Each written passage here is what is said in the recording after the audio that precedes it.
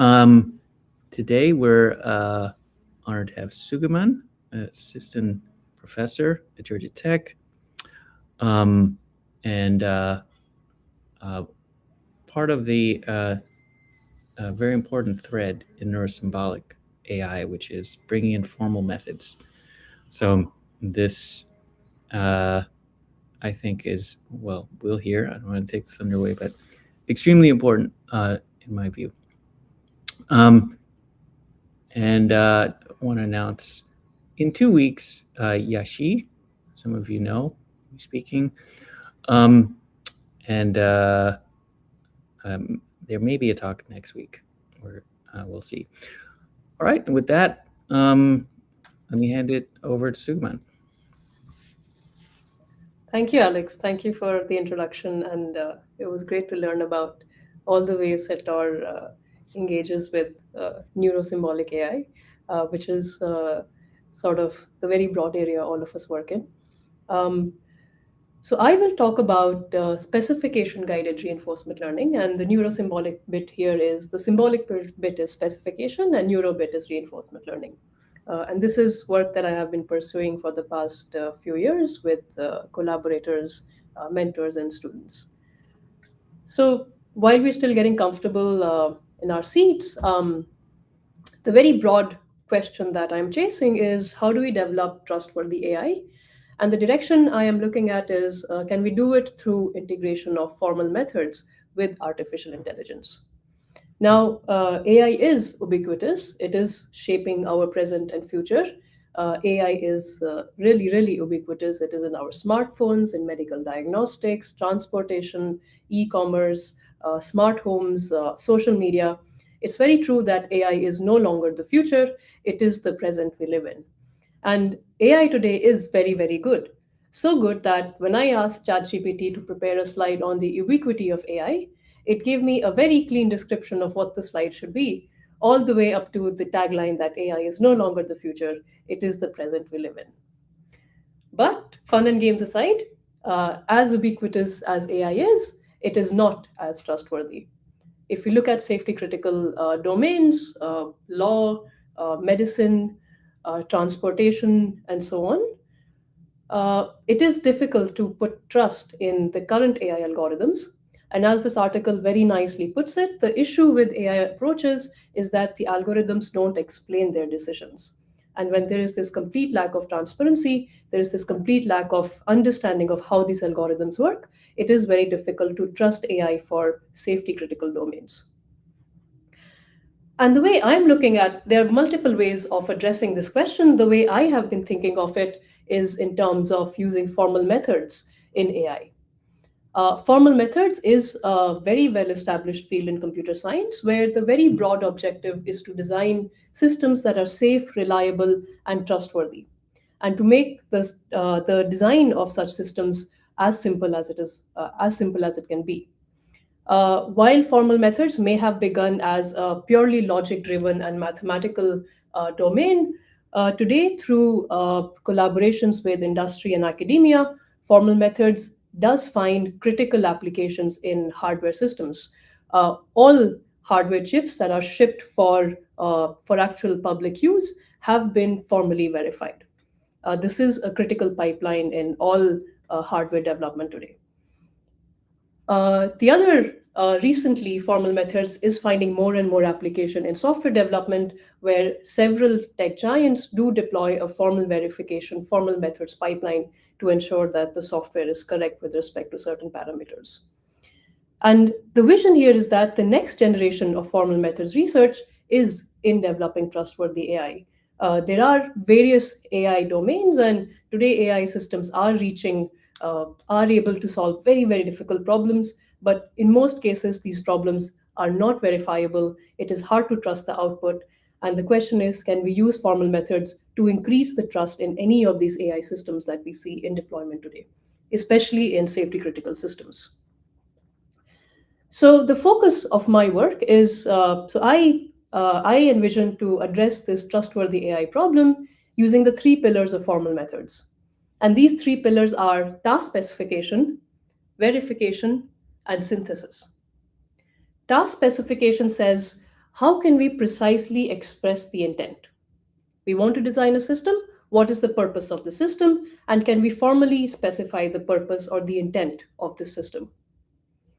Verification says, given a system and given its intent, can we verify, can we ensure that the system satisfies the given specification?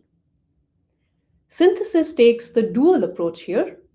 Oftentimes, it is easier to write a specification than designing a system from scratch. And taking this view, synthesis says, how can we build a system from a given specification? So if I can specify my intent, can I automatically build a system that is correct by construction?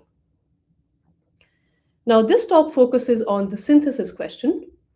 And here is very broadly what the synthesis problem is. In formal methods, we are given a model of the environment and we are given the specification in which we're given a specification. The objective is to build a system. Now, what synthesis algorithms will do is that given a model of the environment and given a specification, it will build a system that is correct by construction with respect to the specification. So if I want to build a controller for a specific task in a robot, I would input what the environment is, the environment in which the robot will operate. I will say what the specification is. Perhaps it is to destack a tower of blocks. And then the output would be a controller which is verified to fulfill the task of destacking the blocks in the environment. The issue with AI systems, now this is how formal verification works, formal synthesis works. The issue is that, or the core aspect of why formal methods is able to give guarantees is because we assume that the environment is given to us and the specification is given to us. So we have a good model of both the environment and the specification. And then we can ensure, and then synthesis algorithms can ensure that the system is correct to the given specification. The challenge with AI systems is that oftentimes the environment is too large or uncertain or maybe unknown, which means that we cannot model the environment precisely. Similarly, the specification may be imprecise, it may be noisy, or in many cases might even be unavailable. Again, when we're talking about the synthesis of AI systems in particular, then the specification is also not precise and not given. So given these imprecisions and uncertainties in both the environment and specification, the challenge becomes, can we really design AI systems that give guarantees of correctness? If this environment and specification were known, synthesis algorithms can guarantee correctness, but in the absence of knowing the environment and the specification, the question is, how do we obtain guarantees from AI systems? So the focus of today's talk is really going to be the synthesis of AI systems, and the synthesis algorithm I will talk about is going to be reinforcement learning. The contents of this talk are based on a recent CSCM article that was published actually just this month with my collaborators Rajiv Alur, Ospert Vastani, and Kishore Jyoti Murugan. So in this talk, you're really hearing the contents of this article from the horse's mouth. So with that said, and with that setup, let's dive into specification-guided reinforcement learning. So you may have heard of reinforcement learning. This is the third pillar of machine learning. There is supervised learning, there is unsupervised learning, and then there is reinforcement learning. If you really think about it, reinforcement learning is a synthesis problem because the problem of reinforcement learning is, given a task, generate a policy that satisfies the task. So this really is a synthesis algorithm. If you think about it from the formal methods lens, reinforcement learning is a synthesis algorithm. It finds various applications, many applications in controller synthesis for robotics, autonomous vehicles, applications in finance, healthcare, software bug finding, and whatnot. So it's a very, very powerful paradigm, but it is a synthesis algorithm. The key aspect of reinforcement learning is that it assumes that the environment in which the policy will operate in is unknown. So remember, this is an AI system. We do not know the environment. So the environment in which this policy, the output, the system that we want to produce is unknown. In the absence of knowing the environment, the way reinforcement learning learns a policy is It starts with an arbitrary policy. It takes an action in the environment, so it samples the environment. And based on that sample, the environment returns a feedback. Depending on what the feedback is, the policy improves itself, and this cycle continues until the policy can't be improved any further. So if you think about it, reinforcement learning is a synthesis algorithm that operates in a policy improvement loop by sampling the environment because the environment is unknown. Now, traditionally in reinforcement learning, or the way machine learning people think of reinforcement learning, the task that we are designing a policy for is expressed in the form of a reward. For example, suppose I take this really simple task. So now the challenge is that rewards are often, it's very hard to express complex tasks in the form of rewards. And I'll illustrate this through a really simple example. Consider this task. Suppose my task is to go from the initial point to the region shown by P. So my specification is to reach a given area called P. If I were to design a reward function for this really simple task, it would be really simple. It would simply say assign a positive reward when one reaches P, and otherwise assign a reward of 0. Now suppose I make this task a little bit more complex, and I say now my task is to first reach P and then reach Q. Now note that I can't simply take the reward function for reach P and reach Q and concatenate them one after the other. Because if I do that, then I will not be able to, then I may end up learning, then the reward function may end up learning a policy that reaches Q without ever visiting P. And that is not the specification we wanted. So this example is fairly simple, but if you give it a little bit of thought, of course, a direct concatenation of reach P then reach Q will not work. But if you give it a little bit thought, then you can design a reward function that will able to accomplish this task properly. The reward function will be able to express that you must reach P before you reach Q. Now, the point of this example is that is to illustrate that as the task becomes more and more complex, writing a reward function can become very cumbersome.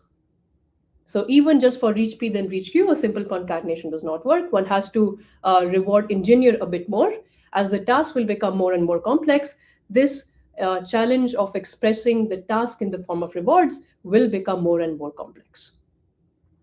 So the view that formal methods has taken is that in formal methods, task specification is a very well-defined problem. And in fact, we have many logical formulations that can express such tasks. One such logical formulation is of temporal logics. Temporal logics are used to describe properties over executions. At a very high level, temporal logics consist of logical constraints as well as temporal constraints. So you can say things such as always do something, or eventually reach a certain goal, or do this and then in the next step do this, and so on and so forth. Over the past many years, many temporal logics have been defined, all with certain subtleties about what is better for the given domain. But the commonality between all temporal logics is that they have rigorous semantics. Unlike reward functions, where the semantics is not rigorous, temporal logics have rigorous semantics.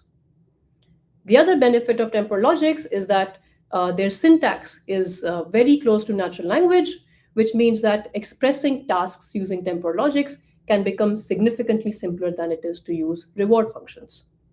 For example, if I take the specification, the task of reach P, in temporal logics, it will simply be expressed as eventually P. And if I take the task of reach P, then reach Q, it simply concatenates eventually P with eventually Q, the way one would say it in natural language. So the area that has been burgeoning for the past decade or so is of specification-guided reinforcement learning, which says that can we design reinforcement learning algorithms where the task is specified using a temporal logic as opposed to using a reward function. Here I've shown the list of papers I've shown is simply to demonstrate that there is a lot of work in this area.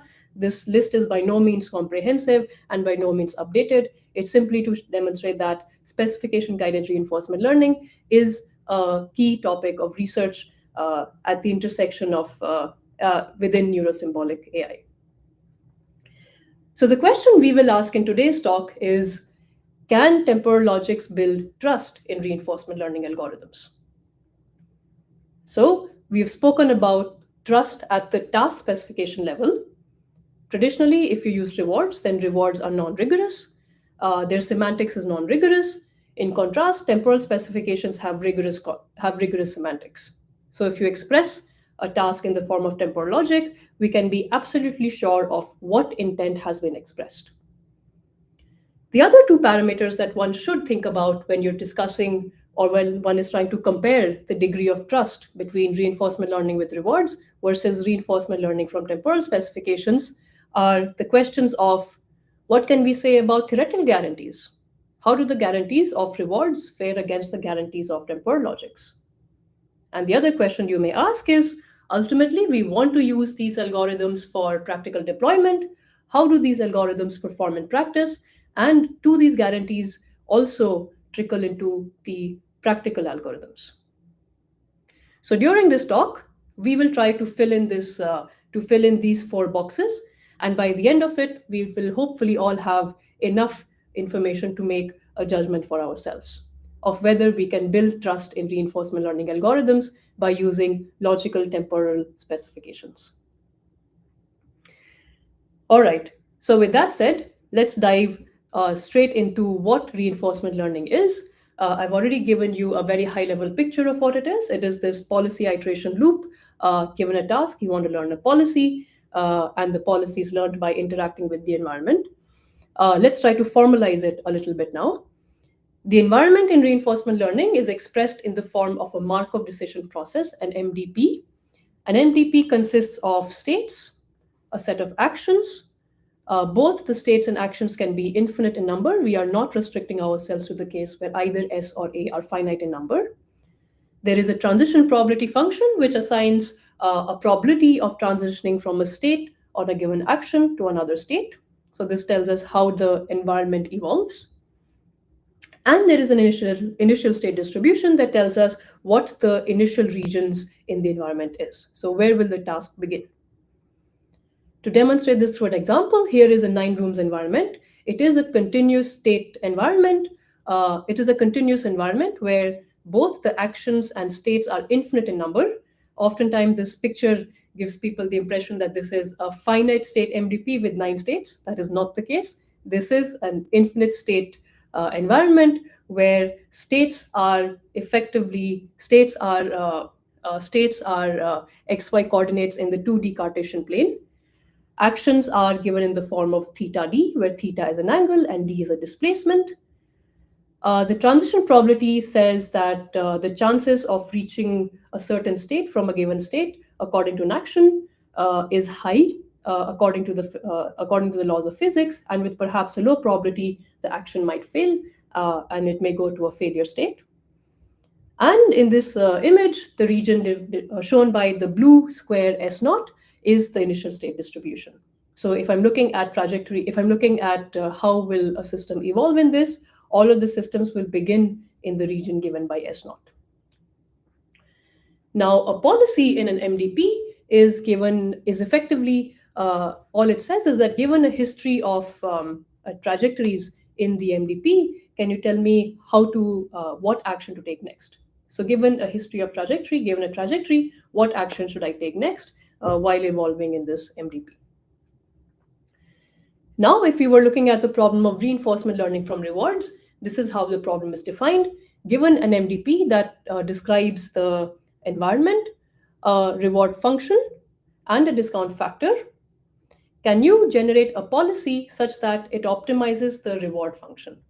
So technically, this is the expected discounted sum reward. We don't need to get into the details of what this is. For the purpose of this talk, it is sufficient to know that given an MDP and a reward function that captures the intention of the task, can we generate a policy that optimizes the rewards? In other words, the aim is to capture the idea that you want to optimize the chances of fulfilling the award. Now, the key aspect in reinforcement learning is that we assume the environment is unknown. And technically, what that means is that we assume the transition probabilities are unknown. So assuming the transition probabilities are unknown, can we find a policy that optimizes the reward? Now, if the transition probabilities were known, then this problem is actually very well studied. This ends up being the problem of optimization in MDPs. So, if you're given an MDP, a reward function, and you want to find the optimal policy with respect to the rewards, then this is the optimization problem of MDPs. And turns out it has been studied for more than 70 years now. The seminal papers by Shapley from the 1950s show that in these cases, there must exist an optimal policy, and the optimal policy has this very nice form of being both memoryless and deterministic. We don't need to get into the details of it, but what this means is that a policy is simply a map from states to actions. So you don't need to look at the history of the trajectory, it's sufficient to look at the current state, and based on that, you can tell deterministically what action to take next. So these are very, very seminal results in optimization theory, and these are very well studied. It's very well known how to solve these problems. In particular, these problems are solved using Bellman equations. We don't need to get into the details of what these equations are.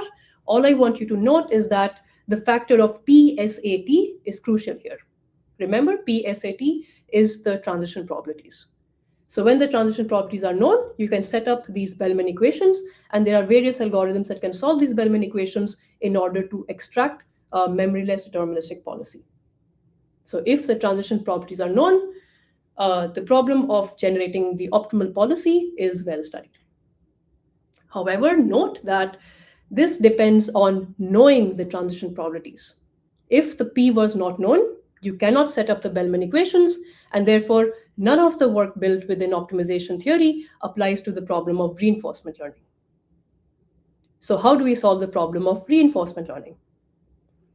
So here is what reinforcement learning assumes. It says that, well, in the absence of transition probabilities, the ability that you are given is to simulate the MDP, which means that you have the ability to sample as many trajectories as you wish of any arbitrary length. And then the objective is, by simply sampling the environment, can you learn the optimal policy? So at a very, very high level, the 10,000 feet view of what a reinforcement learning algorithm is, these are all sampling-based algorithms. Given the simulator, you have simulator access to the MDP. So you want to simulate the MDP sufficient number of times so that you have a good estimation of what the transition probabilities are. And as long as you have a good estimation of the transition probabilities, now you can use the Bellman equations and try to obtain an optimal policy. Right? So this is the 10,000 feet view of what a reinforcement learning algorithm is when the specification is given in the form of a reward. So what can we say in terms of theoretical guarantees here? It is well known that these algorithms have asymptotic guarantees of convergence, which means that if you could sample indefinitely, then the algorithms are guaranteed to converge to the optimal policy.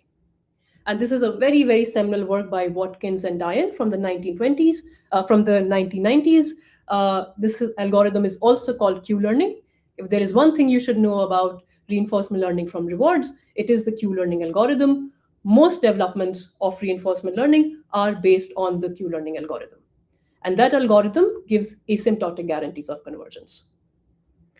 The other kind of guarantee that one obtains from these reward-based specifications is of pack guarantees, which means that if you could sample for a finite number of times only, as opposed to sampling indefinitely, if you could sample for only a finite number of times, can you guarantee that you will learn a near optimal policy with high confidence?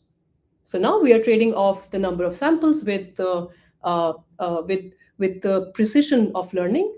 And we say that if you sample with a finite number, if you sample for a finite number of times, can you learn near optimal with high confidence? And this is called pack learning. So when we're learning from rewards, what we know in terms of theoretical guarantees is that reinforcement learning from rewards gives both asymptotic guarantees of convergence as well as pack guarantees of convergence. The question is, what do we get if we are learning from temporal logic specifications? What can we say about theoretical guarantees? Right? So before we get into theoretical guarantees for reinforcement learning from temporal specifications, let me formally define the problem of RL from temporal specifications. So similar to how RL was defined for rewards, we start with an MDP, which describes the environment. Instead of rewards, now the task is expressed using a temporal logic specification. And now our task is to generate a policy that maximizes the probability of satisfying the specification. Recall that earlier we had rewards, so we were optimizing with respect to rewards. Now we have a temporal specification, so we are optimizing with respect to satisfaction of the temporal specification.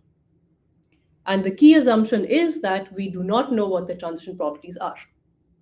Reinforcement learning is when the environment is not known. And once again, it's the same thing here. It translates to not knowing what the transition properties are.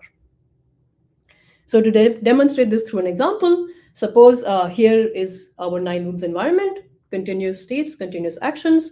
You begin in the region S0. Suppose my specification is to eventually reach the region denoted by S1.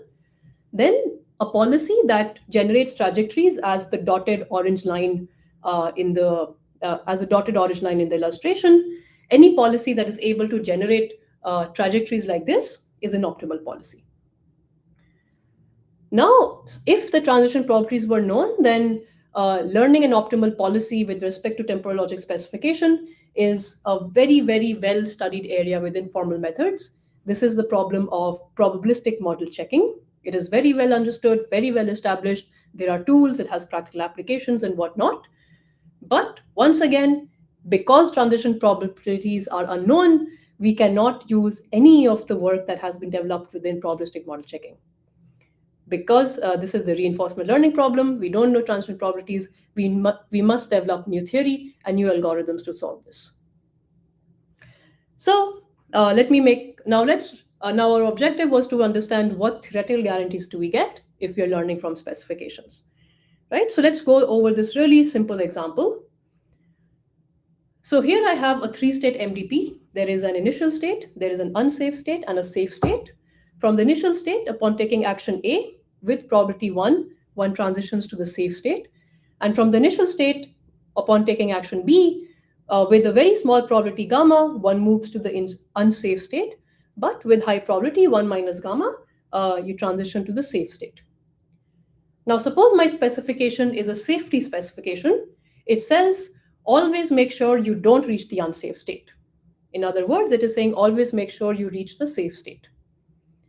Then in this MDP, I hope it's clear that there is only one optimal policy, and that optimal policy is to take the action A from the initial state. Because if we took the action B with any probability, then there would be a non-zero chances of landing up in the unsafe state, which violates our specification. So in this case, there is only one optimal policy, and that is to take the action A from init. Now, if the transition properties were known, then we could have easily solved this problem, right? Because we can analyze the MDP, at least manually we can analyze the MDP and we can solve it. And turns out within probabilistic model checking, algorithms to solve these kinds of problems are well understood, right? And the core of these things is you want to ask, can we learn an optimal policy using just a finite number of samples? The idea is if you know the least non-zero transition probability, then from every state, you can sample every action roughly 1 by p min number of times. And if you do that, then roughly you know what the whole topology is. And as long as you realize that there is a transition from initial to unsafe, we don't need to know what the probability gamma is.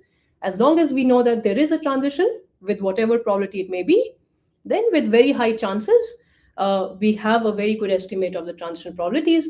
And once we have a good estimate of it, we can use probabilistic model checking. Right? So let me recap what we just did here. We asked that, can we find the optimal policy, assuming transition probabilities were known? And we say that even if we did not know the whole transition probabilities, we just knew the minimum non-zero transition probability. I can design a sampling-based algorithm that samples every action from every state, roughly 1 by p min number of times. And then when I do those many samples with very high probability, I will be able to find a good estimate of transition probabilities, and therefore I'll be able to use probabilistic model checking. However, now let's analyze what happens if the transition properties were not known, right? So now we are going into the RL domain. Now here is what we are, right? It's the same MDP, it's the same specification. There is only one optimal policy, which is to take action A from init. And the question is again, how many samples should I take in order to ensure that I learn the optimal policy? Now, Remember, we do not know what the transition properties are, so we do not know what p min is. So here is the algorithm I propose. I say, well, suppose I sample k number of times. So from every state, I sample every action k number of times. Now, suppose my k were, in particular, suppose I sample the action b from the initial state k number of times. Then now suppose k was significantly smaller than 1 by gamma, right? We don't know what the number of, our whole objective is to find what this number k should be. Now suppose we've chosen a value of k and k ends up being significantly smaller than gamma. Remember, we don't know the transition probabilities, so we don't know what gamma is, right? So suppose we choose a k such that k is significantly smaller than gamma, then there are very high chances that we may never discover there is an edge from the initial state to the unsafe state.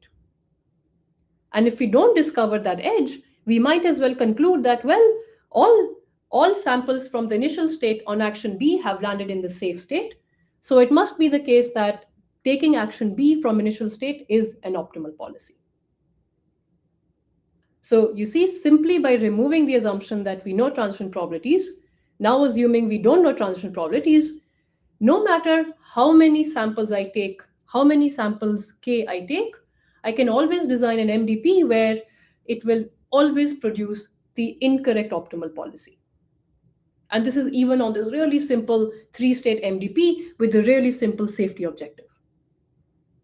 So we can take this insight, and indeed we are able to prove that in the case of reinforcement learning from temporal logic specifications, one cannot design a pack learning algorithm.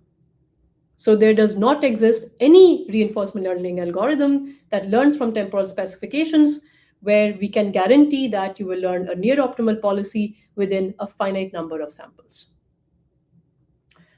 Well, that is a very key negative result against RL from temporal specifications, that there cannot be a pack learning algorithm.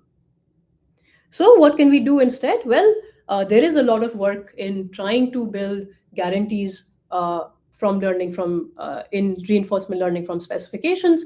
And oftentimes the flavor of these results are along the lines of, suppose I take mild assumptions on the MDP.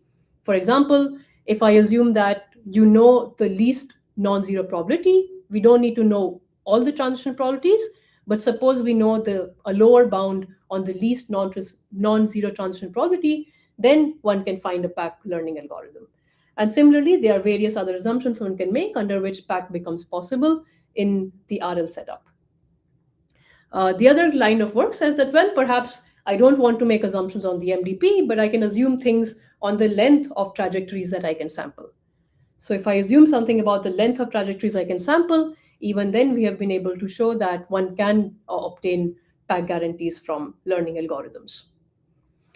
And another recent line of work that is being pursued is whether one can generate asymptotic guarantees from can obtain algorithms with asymptotic guarantees of convergence. And turns out in the case of reinforcement learning from temporal specifications, asymptotic guarantees are possible. Currently, this work is purely theoretical. We are looking at trying to build practical algorithms with asymptotic guarantees as well. So to summarize summarize the landscape of theoretical guarantees, in terms of theoretical guarantees, under rewards, both pack and asymptotic guarantees are possible. However, in temporal specifications, pack is possible only under mild assumptions on the MDP. If we do not make any assumptions on the MDP, pack guarantees are not possible.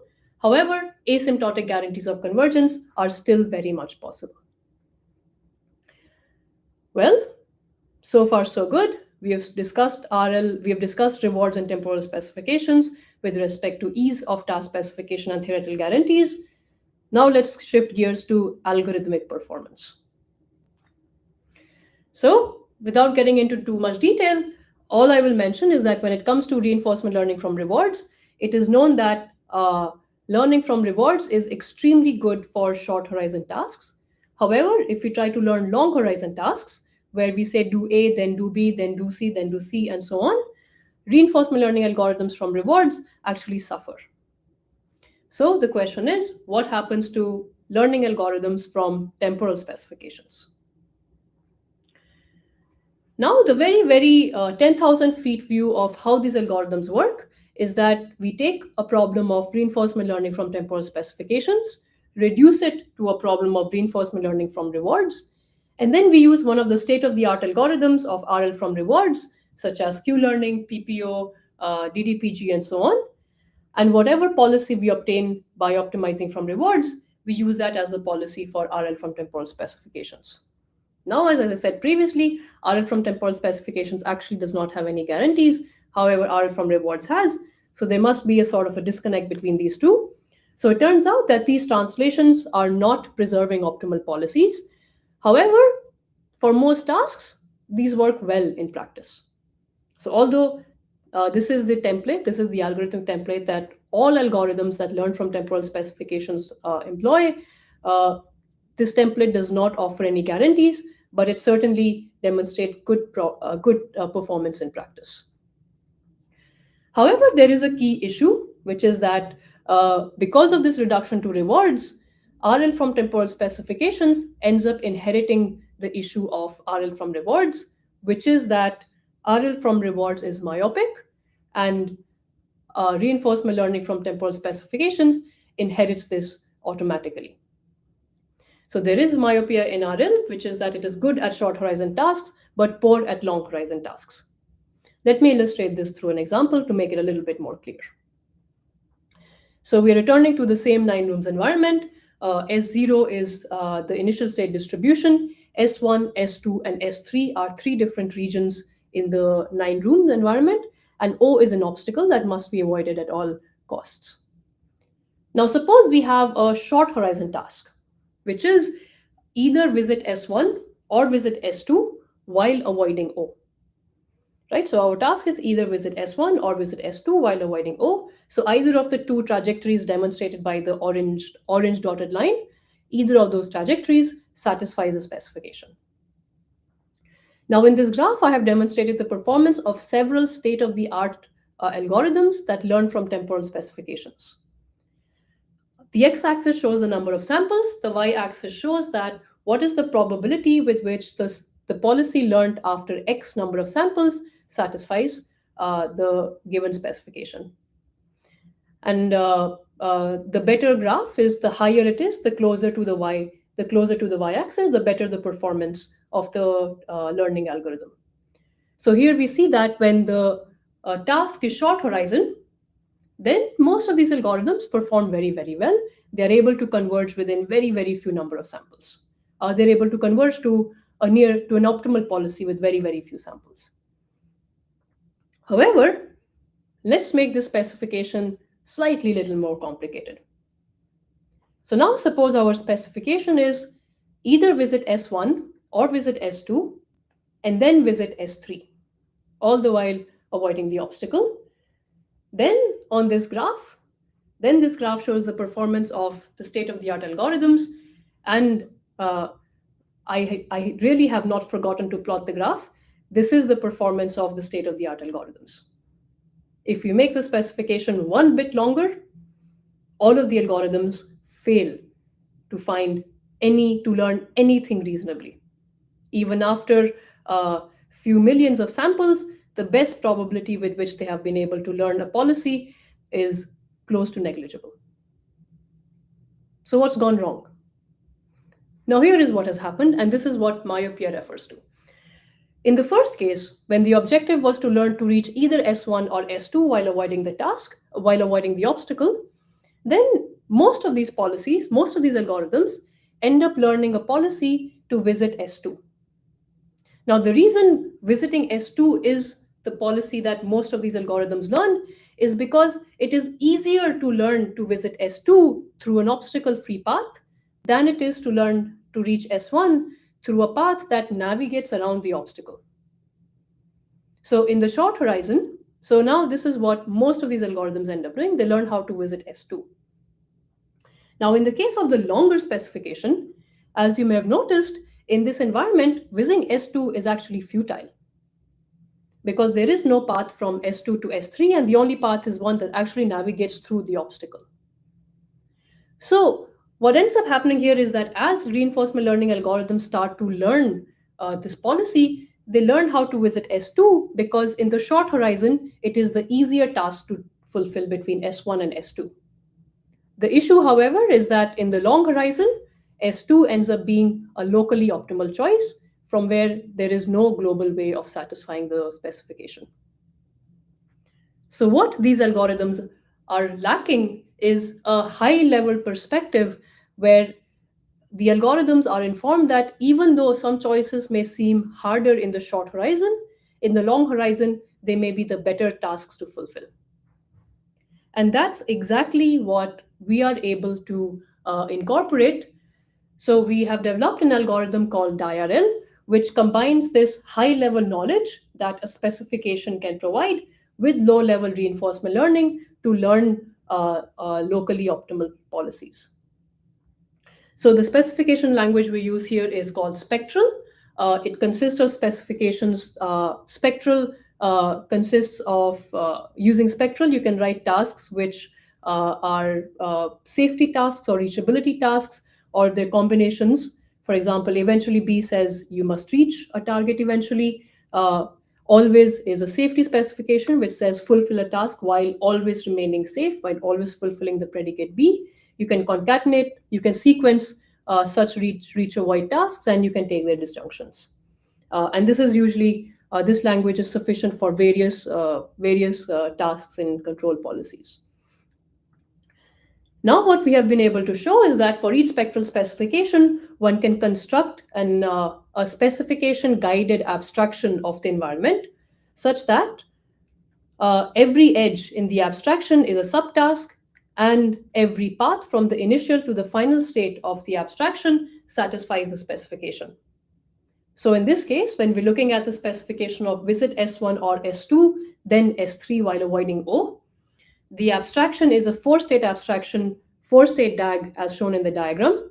S0, S1, S2, S3 represent the corresponding regions in the environment. The edges between them, so the edge from the task from the state Si to Sj, demonstrate the task of demonstrates the task of reaching Sj from Si, and the paths from S0 to S3. S3 is the final state here. S1 is the initial state. Every path from S0 to S3 satisfies the specification. So now this abstraction gives rise to a very simple compositional approach to learning a policy, where in the decomposition phase, we use the first property, which is that every edge is a subtask. So we can decompose this long horizon property into several simpler subtasks demonstrated by each edge. In this example, there are four subtasks, namely the subtask from going from S0 to S1, S0 to S2, S1 to S3, and S2 to S3, all the while never visiting the obstacle. And in the composition phase, we use the second property, which is that once we have found policies, once we have learned policies for every edge, can we just find the best policy from the initial state to the final state in the DAG? So at a very high level, in the decomposition phase, we learn a policy for every edge. So we learn a policy pi1, pi2, pi3, pi4 for every edge. Each edge is a really simple short horizon task. So we can use an off-the-shelf reinforcement learning algorithm or any of the existing algorithmic templates that learn from temporal specifications to learn each edge. And once we have learned each edge, now we want to find the best path from initial to final. The best path is effectively the best policy. And the idea of best here is that whichever path has the highest probability of satisfying specification. And the way to find the highest probability of satisfaction is that a priori, we only have policies for each edge. We can use these policies to estimate the success probability of each edge. And once we have the success probability of each edge, we simply want the path that goes from initial to final with the highest probability of satisfaction. So in this case, what we will note is that the probability of success of the edge from S2 to S3 is close to 0.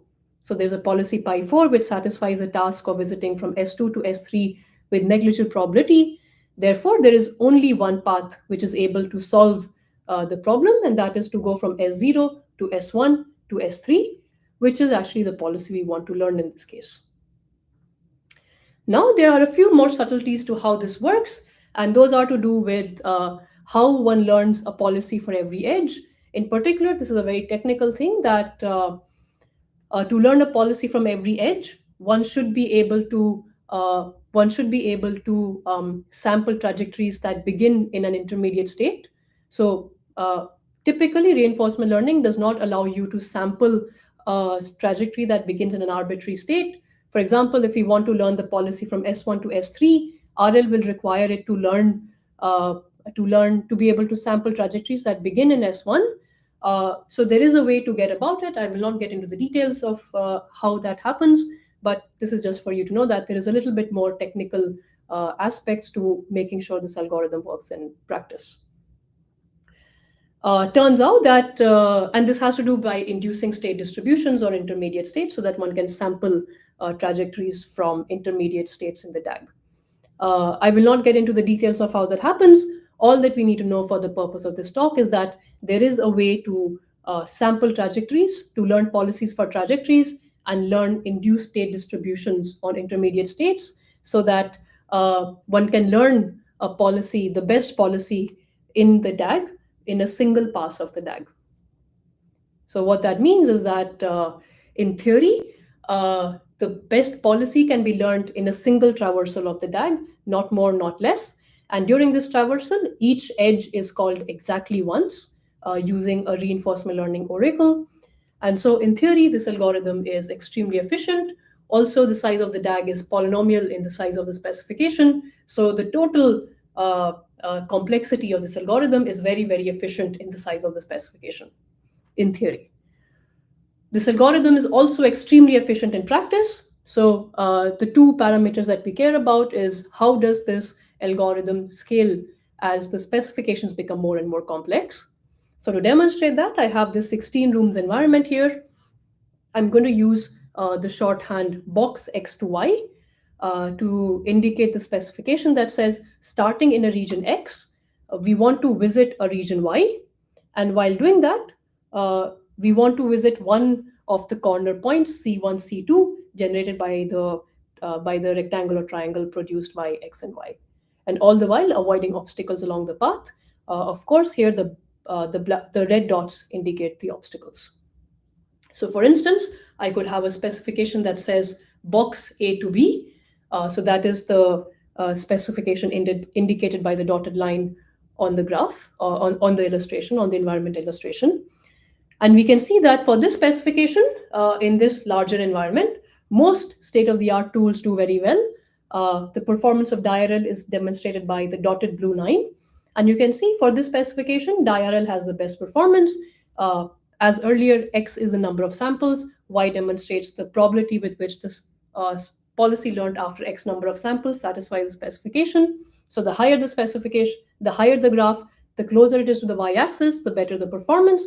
And for this specification, box A to B, a lot of the tools do very well. DIRL does the best, which is our tool. But the key thing to note is that as we make the specification more and more complex, so now suppose the specification is first to box A to B and then to box B to C. Now the specification has become more complex, and as the specification becomes more complex, performance of other state-of-the-art tools starts degrading, whereas DIRL remains, the performance of DIRL still remains very, very consistent. And we keep seeing this trend even as we make the specification much longer.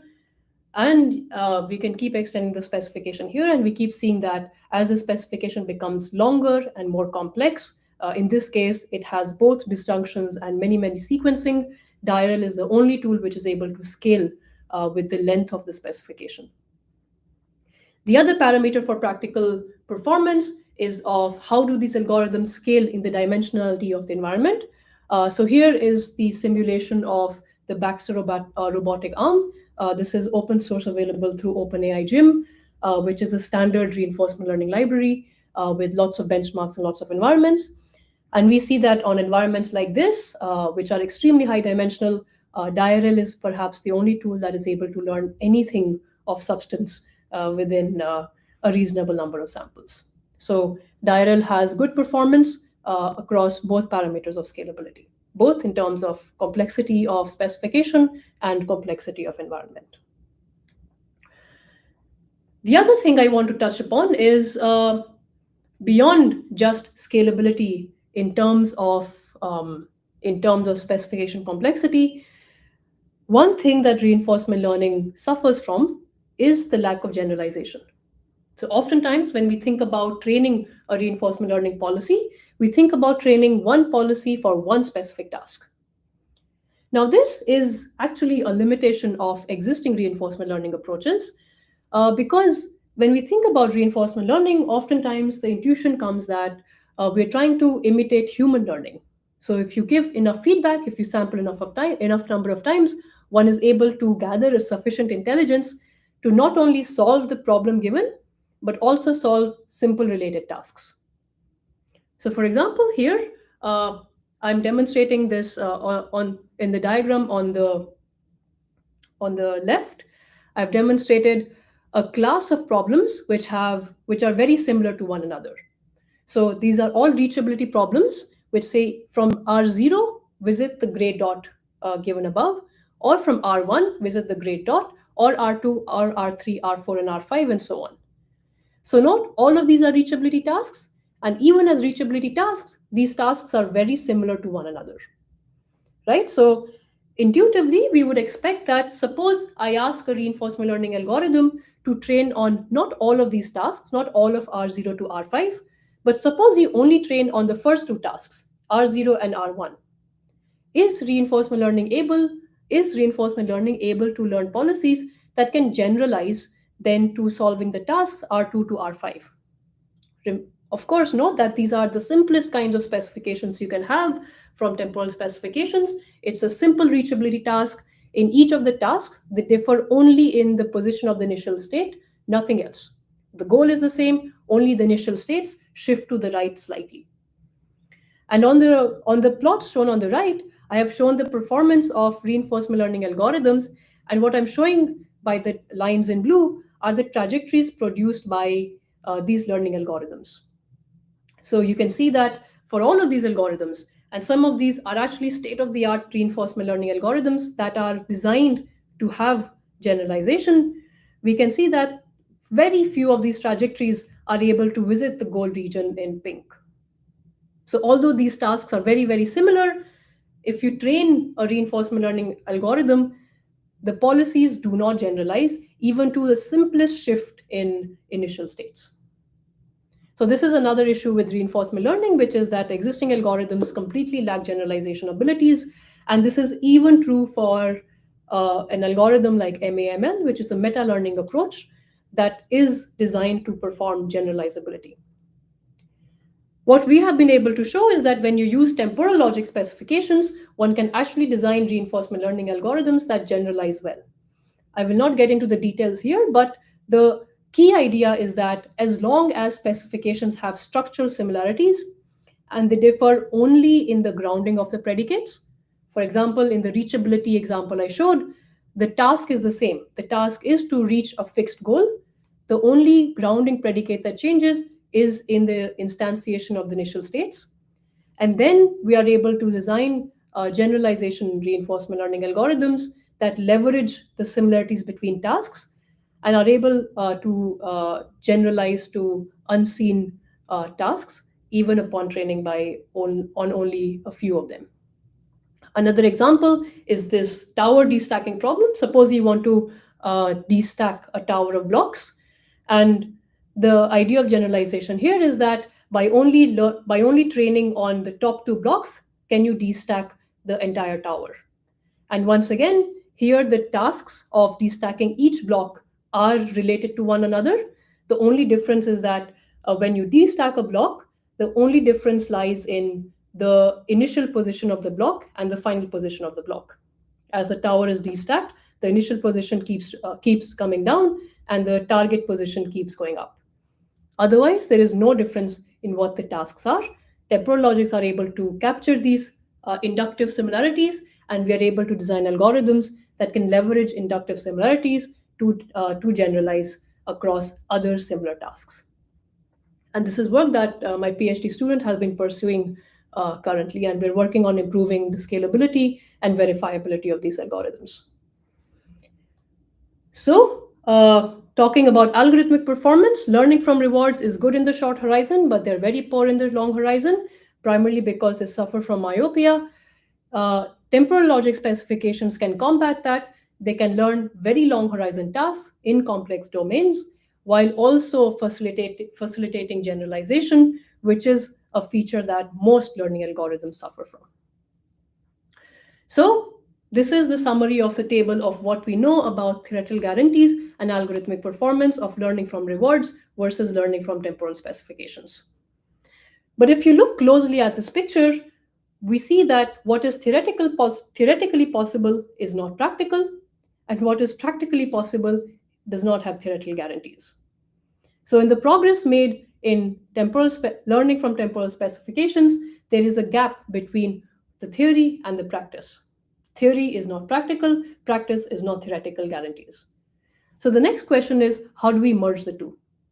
And there are two ways that we have been thinking about addressing this problem of of achieving both practical performance and guarantees from learning algorithms. And the stem and the germ of this is that reinforcement learning algorithms can give you asymptotic guarantees of convergence. So the question we ask is that, well, until now we were asking algorithms to give guarantees from we were asking algorithms to have synthesis like guarantees. So you want to design an algorithm that has guarantees of correctness, that produces an output with certain guarantees, either PAC or asymptotic guarantees. But now we'll take the other view, we'll take the verification view, which says that if I give you an environment and I give you a specification, can you tell me whether, and if I give you a system, can you tell me whether the system satisfies the specification?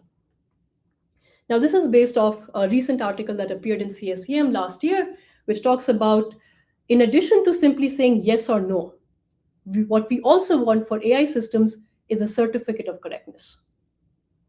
And the reason we want a certificate of correctness is because AI systems are often deployed to non-experts. And if a non-expert wants to gain trust in the AI system that they are working with, they will hardly be able to use a verification algorithm. Instead, if we give them a proof of correctness that they can verify independently without having to analyze the whole AI system, that would be significantly better for domains where auditing of systems is required. So the verification of AI systems should be accompanied with a certificate of correctness. In the case of reinforcement learning, if the environment is known, so if we have an MDP where the transition properties are known, there is a rich literature on certification of temporal properties. On the other hand, there is starting to be a lot of work on designing certificates in unknown models, in reinforcement learning models, but these certificates don't have guarantees. So even if I give you a certificate in the RL domain right now, there is no way of ensuring that correctness of the certificate implies correctness of the system.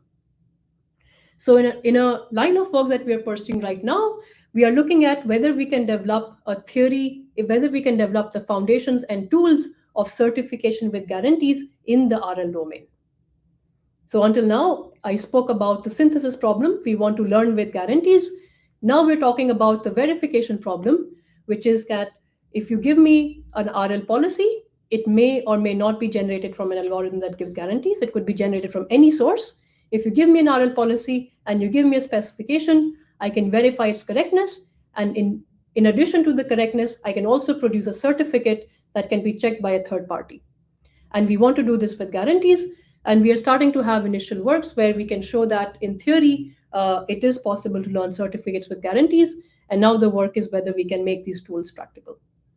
So there is both the synthesis view of AI systems and also the verification view, which says learn a certificate with guarantees as well. And the other direction goes back to the synthesis problem. So until now, we were talking about guarantees from PAC, and turns out learning from temporal logic does not have guarantees from PAC. However, we do know that it is possible to develop algorithms with asymptotic guarantees. The issue right now is that these algorithms are very, very theoretical. They're purely theoretical. They are what are called model-based, which means that we will not be able to apply them for continuous state environments. They are limited to MDPs with finite states. MDPs in the real world are not finite state environments. They are continuous state, continuous action environments. So the question becomes, can we design reinforcement learning algorithms with asymptotic guarantees that can be deployed on continuous states and continuous environments for real world applicability? And the way we are approaching this is that we want to design model-free algorithms, which can also be integrated with neural architectures so that they can be deployed in real systems. So these are the two directions of research in terms of obtaining further trust from reinforcement learning from temporal specifications. So to summarize, so the much broader view here is that our objective is to learn, is to obtain trustworthiness in AI systems, and we take a formal methods approach. Typically, we talk about functional correctness. We want to know whether the output is satisfying a given specification, or whether we can produce an AI system that satisfies a given specification. But beyond functional correctness, the scope of formal methods in AI is immense. For instance, we discussed the problem of generalization.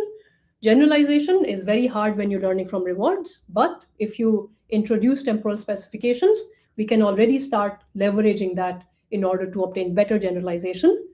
And we are looking at trying to see whether we can also ensure that these algorithms have guarantees or not. There are other avenues where formal methods could be deployed in the space of interpretability and explainability, and of course, the critical question of safety for safety critical systems. To summarize the talk so far, to summarize today's talk, we were looking at specification-guided reinforcement learning, and the central theme being, can we use formal methods to build trustworthy AI systems or not?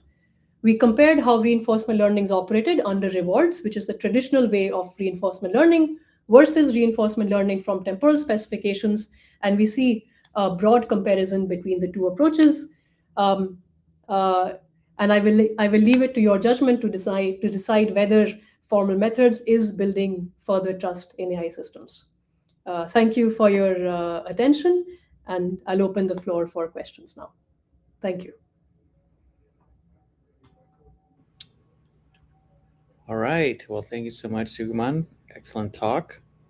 I have a bunch of questions, but let's see what we have from the audience.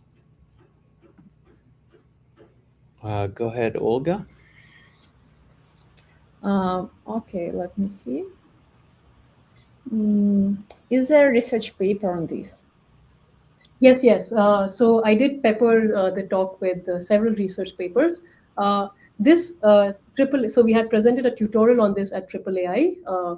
This is a AAAI 23 tutorial. If you go at this link, you should be able to find it, where a lot of these research papers are available. Another good source for research paper references is our CSAM article, which appeared in the February edition this year. So literally 20 days earlier, that's when the paper came out. It's called Specification-Guided Reinforcement Learning, conveniently. That paper also has references to a lot of our results and results from the community. So that would be a good, a single point reference would be the CSAM article. And we'll send out the slides that will have these pointers. So. Yeah. Yeah, thank you. Okay, the next question. What is the equivalent states S1, S2, S3, S4 in the Baxter environment that you similarly mentioned for the 3x3 or 4x4 grid environment? Yeah, so that's a pretty good question. Let me just pull it here. So in the Baxter environment, so these abstractions are specification-guided abstractions. So for these cases, the specification here was to pick up a block from its current location and to move it to a different location. So in this case, the abstract states represented the configurations of the Baxter robotic arm and the position of the block, depending on where it was. So if initially the block is located here and the robotic arm is here, or depending on wherever the robotic arm is, the set of all of those things is the initial state.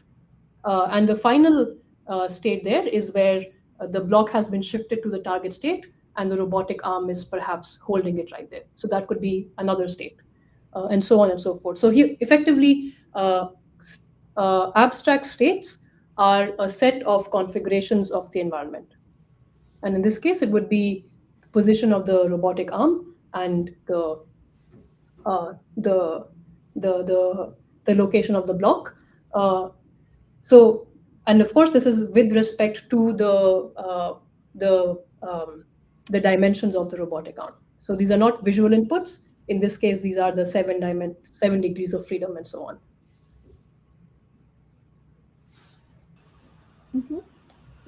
Thank you. At the moment, we are done with questions from YouTube. Now, moving to questions from Discord channel.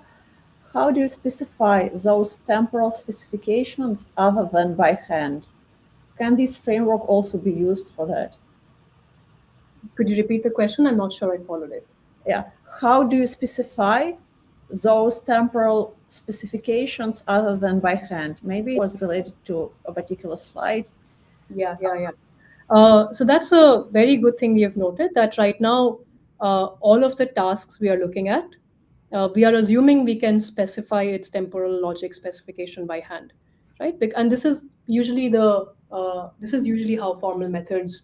This is an assumption formal methods makes, that whenever we're using temporal logic as a way to specify tasks, these specifications are expressed by hand. In our case, when we're looking at the RL domain, also the predicates, the grounding of the predicates, we are assuming it is done, at least in all of our experiments, we are grounding by hand. However, your question does allude to a very key criticism of manual expression of temporal logics, which is that sometimes even designing temporal logic specifications can become very challenging, especially grounding of the predicates in our case can be very hard.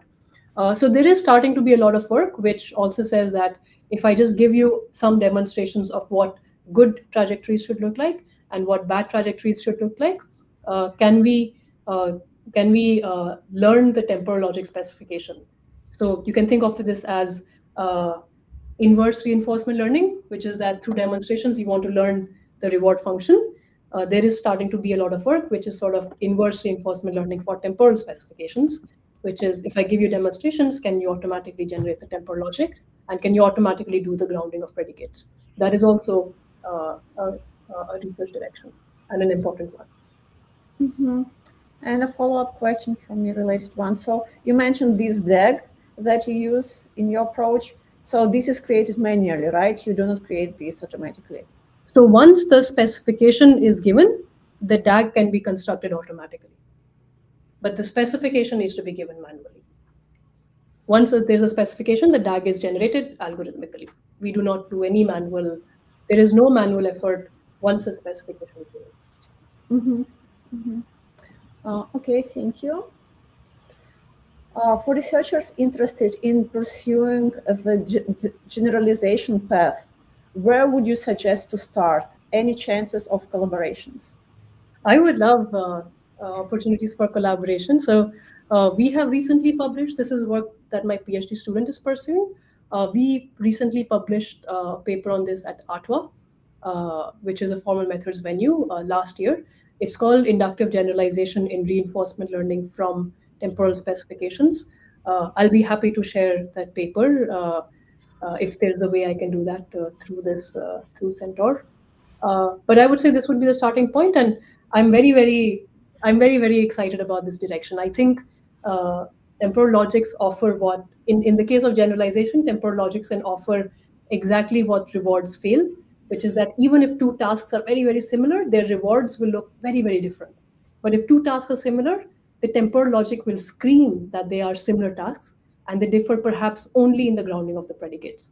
So this is an insight that I really think that can be, one can run with this insight to obtain generalization. So I'm very interested in this direction of research. Please reach out to me. I would love to discuss this further. And we're actively working on this. So I'm this is very topical for my research interests right now. Mm-hmm, great. So maybe, Suguman, you can leave your contact for interested people to be able to reach out. Yes, I will. So it is my first name at gatech.edu. So SUGUMAN at gatech.edu. Okay, thank you.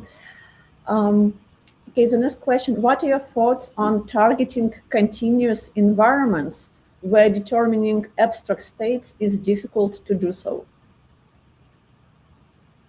That is true. So in our case, a lot of that difficulty gets masked by writing the temporal logic specification. So for instance, in the Baxter robotic arm, as I said, the predicates, the abstract states, which is actually, if you think about it, perhaps I can go to this example here. Maybe this example will demonstrate it well. Or maybe one slide earlier. Yeah, this slide here. So if you look at this slide, then the specification says S1, S2, S3, and O. And S1, S2, S3, and O are actually regions in the environment. So these are the predicates, right? So S1 refers to the predicate that a state is within the region S1. S2, S3 similarly.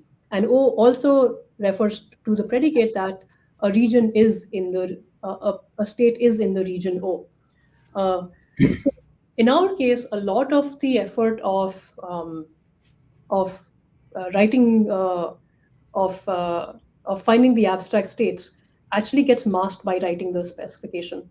So this is certainly what I was saying. There is starting to be a lot of research on how do you do automatic predicate grounding as opposed to doing it manually. I hope that answers your question. For our purpose, as long as the specification has all of these things done carefully, we can get it. We don't concern ourselves with correct grounding of predicates and so on. Thank you. The next question is, what about the argument that with the temporal specifications, you get to big O of n cube complexity for temporal constraints versus using more samples of lower compute complexity for RL training? So I would argue this is not a challenge at all. So when we are given spectral specifications, I do not get into this too much in detail, but perhaps this is the opportunity to do it. So when you're using a spectral specification, what we've been able to show is that the size of the DAG is linear in the size of the specification, and the number of edges is quadratic in the size of the specification, right? And now, if you think of how many reinforcement learning calls is this, because we need to learn each edge at most once. We learn each edge at most once. So you can think of it as a quadratic number of reinforcement learning calls. But notice that these are reinforcement learning calls to simple tasks. Each task is either a simple reachability task or a simple reach avoid task. This is not a complex specification. So we have traded off number of reinforcement learning calls versus the sophistication of what the reinforcement learning is supposed to do. Compared to how this would have worked if I were trying to learn the more complex specification, if I was trying to learn reach S1 or S2 and then get to S3, as I showed you in the plot, as I showed you in this plot, even state-of-the-art algorithms are unable to solve them. And this is after millions of samples. So anything we can do to improve that scalability is a critical contribution. So I wouldn't even think of this as a trade-off. I actually think this is necessary to be able to scale to long horizon tasks. And the good thing is that we can do it entirely automatically. Once you have a specification, the sub tasks are easily identified. Once the subtasks are easily identified, the algorithm is a single pass, at most a single pass over the DAG. So it's not even that the DAG has to be, every single edge will be learned. So in terms of theoretical efficiency, this is a very efficient algorithm.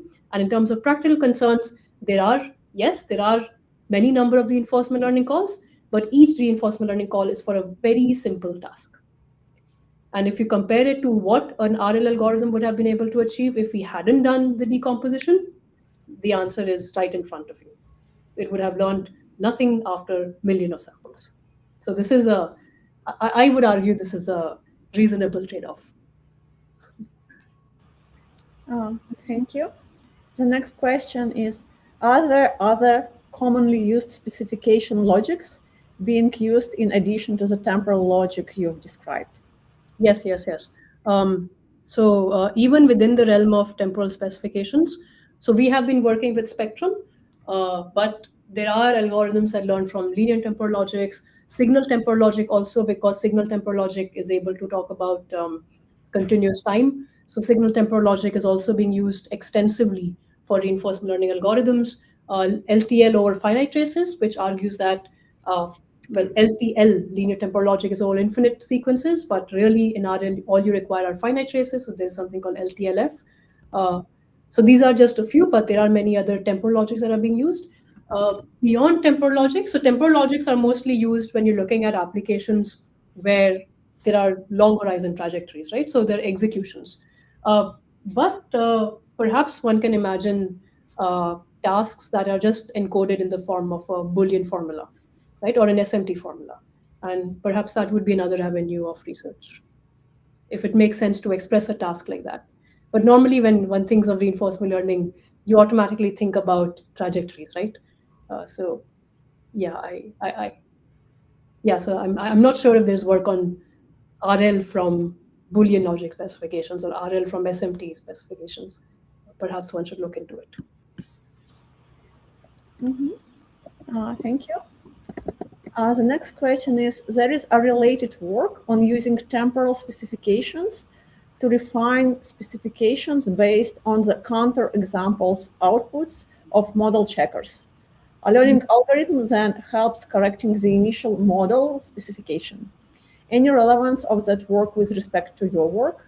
And there is also a link provided, but maybe if you don't think you can answer right now, maybe later you can look at the link and answer on Discord, or if you think you can answer at the moment. Yeah, so I'll thank you for the reference. I'll certainly look into it. If I understand your question, or if I understand the theme of your question, what you're alluding to is perhaps specification refinement, right? And I think it is very relevant even to the problem that we are looking at, because suppose in this case, right now the specification I've designed is visit S1 or S2 and then S3, right? But what if I had a specification that simply said visit S3? Right, and now as we have seen through this example, that if the specification was simply visit S3, perhaps RL would have run into the same myopia issue, and we would have seen a graph as shown on the right-hand side, which is zero performance even after many million of samples. So what I'm alluding at is, right now, in all of our examples, if you really think about it, the specification is already giving the deconstruction of the subtasks. But if one were to specify, but the natural specification may not have necessarily involved having S1 and S2 as intermediate goals in the specification. A natural specification would simply have been go from S0 to S3. So in these cases, I think it is important to ask, in case a specification is unsatisfiable even after learning, is it unsatisfiable because the task cannot be satisfied in the environment? Or is it unsatisfiable because the specification is very coarse? So in this case, if I said from S0 to S3, it would have been unsatisfiable, or it would have seemed to be unsatisfiable because the specification is very coarse.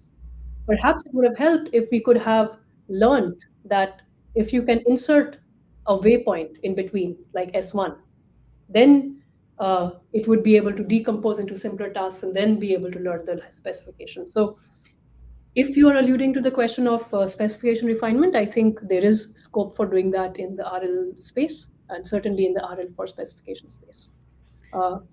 So since we only have a few minutes, maybe I'll throw in some comments here in the remaining time. So, and anybody we missed, sorry, well, maybe Suguman can jump on Discord if she has time and Absolutely. any other questions. Yeah. But I think this discussion we're having now kind of is really important. First of all, I love your, I think you have some really important results. This compositionality, I do believe, is extremely important for out of distribution generalization. Thank you. I would even say it's the only way. But I think here, when it's clear that you must have the decomposition. I mean, the decomposition is key to the efficiency, right? So, but if you look at some of these, at least when I see things like do A and then do B, that's, or go to this state and then go to that state. That's sort of imperative or in nature rather than declarative. That's like, you could say, or it's like, it sort of gets into a planning, reminds me of planning, right? So in effect, you're partly giving it a plan Yes. as opposed to letting it discover the plan. Yes. So, which would mean, as opposed to saying, do go to this state, then go to that state. A different, more indirect way, more declarative way would be to say, you can't visit this state until you have visited that state. And that's the kind of thing that you effectively express with preconditions and postconditions in planning. So my general question is that there's some relationship with planning here, and the way you, which is another, of course, strain of logical, Yes. specification in effect for, some kind of sequential decision making. So what has planning, AI planning, been sort of related to this LTL style, spec? Yes, absolutely. So planning has been a motivation to a lot of this work. In fact, uh, in very broad strokes, uh, planning folks discover temporal logic as a way of figuring out that, oh, it automatically gives you the decompositions and so on and so forth. But the key difference between planning and RL is that planning usually assumes that you have a map of the environment, so the environment is known. So in terms of the terminologies I use through this talk, I would say planning is actually the probabilistic model checking problem. Whereas RL is saying that you do not know the environment. You know nothing about the environment. Now can you do it? And in fact, a lot of the early work in specification-guided RL is from people who had been working on planning. So on this slide, some of the competing baselines are these RM baselines, like QRM, HRM, and so on. So this is a technique called reward machines, which has actually been developed by folks who are doing planning, and they realized that one could lift that work into the reinforcement learning space. So there is a very, very close connection between planning and this. And you're right, planning has a very imperative nature to it in terms of how one specifies the task. The more declarative we can become, the better. But this sort of looks like you're, when you say do this, then that, visit this state, then visit that state. That's sort of, it's sort of like you're telling it how to solve it, as opposed to you're just telling it, properties of the dome of what you want, right? Specification sounds like I'm just saying what I want, but when I say do this, then do that, that's sort of getting into how Yes. to what I want. Yes. So when I say it should be declarative, this is also related to what I responded to the previous question, is that in this case, the most declarative specification would have been reach S3. Right? And then you want the learning algorithm to discover that maybe there are intermediate points which are easier to reach. And then using those intermediate points and then do the decomposition and so forth. So this question of specification refinement, and perhaps one way to think of it would be that how do you go from a declarative specification to imperative one, which can be realizable. So a realizable declarative specification refined to a realizable imperative specification, uh, also learned. So again, purely model free, you don't know what the environment is. Can you learn how to go from a declarative specification to an imperative one? I think that is an important sub problem if one were to try to make these techniques practical. So, but I'm struck by, I mean, the theoretical result is really amazing. I think it looks like the, practical benefit is really large. So it looks very impressive. So what's the why are you saying it's not practical, or what's stopping it from being sort of the ultimate tool in your view? So this is so PAC is not possible. Asymptotic guarantees. This is very very recent work where we are seeing that it is possible to design algorithms with asymptotic guarantees, but the algorithm we have is very model based right now. To give you a to give you an intuition of how these algorithms work, asymptotic convergence, asymptotic guarantees lets you sample indefinitely.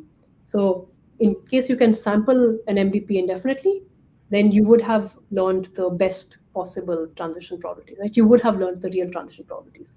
And if you've learned the real transition probabilities, it becomes a planning problem. It's no longer a learning problem, right? So that is why asymptotic guarantees is possible.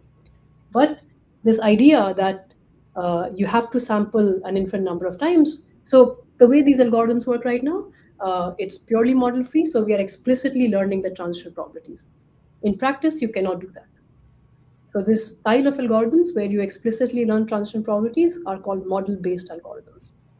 To make things plausible in practice, one needs a model-free algorithm, which learns the policies without explicitly learning transition probabilities. So I had started with this very high 10,000 feet view of how RL algorithms work, which is simulate to estimate transition probabilities and then use Bellman equations to obtain optimal policy. This is not how practical algorithms work. This is good for just getting a sense of how these algorithms work. In practice, if you have to estimate transition probabilities, your algorithm is not going to work. Think about this, right? If you have n number of states and a number of actions, from every state on every action, you can go to n different states. So the total number of transitions then square a, which is already very large. There is no way you can store that much information just to get one policy. So what asymptotic algorithms are able to do in the case of learning from rewards, and this is what Q-learning does, is that it is able to get the optimal policy without ever learning the transition properties explicitly.